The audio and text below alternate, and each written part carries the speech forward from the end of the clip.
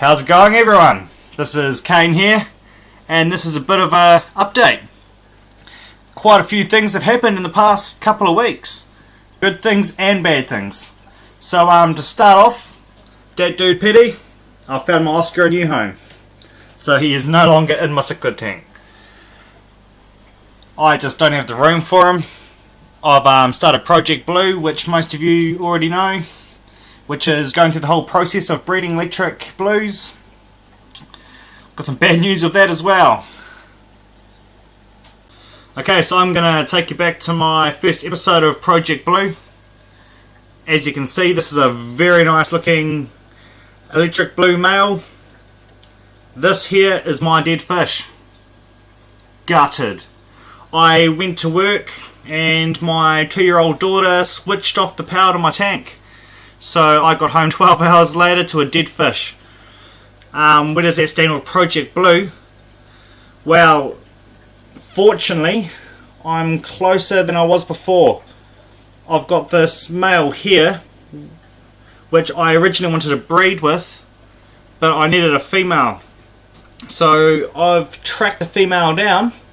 So I'm going to take you to my other tank.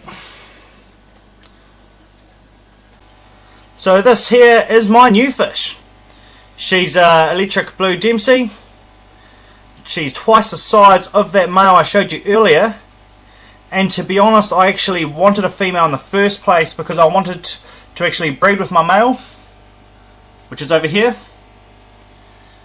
I'm going to be making Project Blue episode 2 very soon. I'm going to put these two into the new tank, and the whole video is going to cover setting up a tank for breeding. I've actually already started the process because, as you can see, I've got a new sponge there. That's just getting dirty, and it's very handy if you have a well-stocked African Cichlid tank, because this sponge here will be loving it. I'm trying to get bacteria on it, obviously, so when it comes to the whole nitrate cycle, it will speed up the process when these two filters go into a new tank.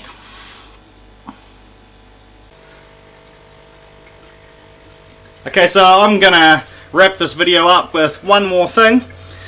Green water, which I've had a problem with recently, and I have a very good tip for you. Wear a condom and don't drink and drive. Bloody good tip that. But getting back onto green water, there's a few things that cause it, obviously. The main thing is overfeeding. I would say it's going to be overfeeding, which is your problem. Also, it can be light, too much light. You're running your lights on for too long, or you're getting sunlight and it's hitting your tank a bit too much. That can cause it. Don't be a dumbass. The first question that you should be asking yourself is, what's causing green water? Not, how do we get rid of it? Because if you get rid of it and you haven't sussed out the cause, it's just going to come back again. What you'll probably hear to actually get rid of it is generally putting a sheet over your tank just to stop any light. You'll have that sheet over there for probably about 3-4 days. That'll actually kill it, and then you can kill the algae that's in your tank. And then you can put like these chemicals in there to break it up so it runs through your filter, or just water change. But anyways, there's one thing that these other videos didn't really talk about. I'm showing you these two containers here just because I made a stupid mistake. This is the one that I normally get. It's just Cichlid sinking pellets, and I walked out of the shop with that.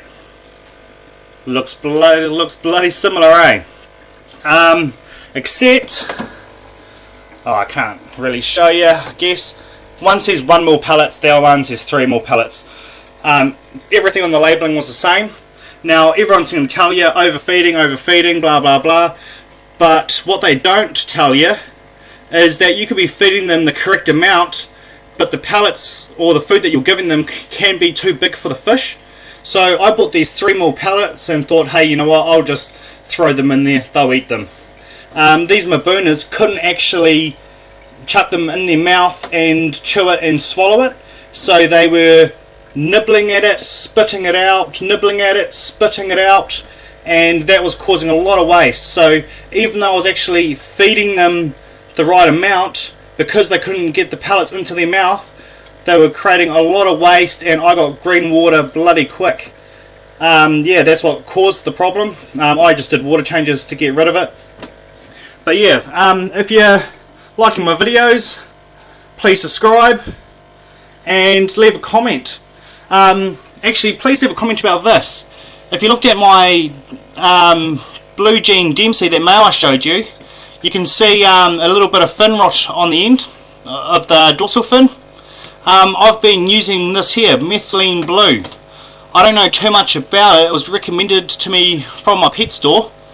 I've been using that with him, and it's actually helped the tail fin, but the dorsal fin still has quite a bit of rot on it. So if you know much about this product or have some advice for me, because I really want to sort that out before I put him into his new tank, yeah, just please leave a comment. That'd be excellent. See you later, guys.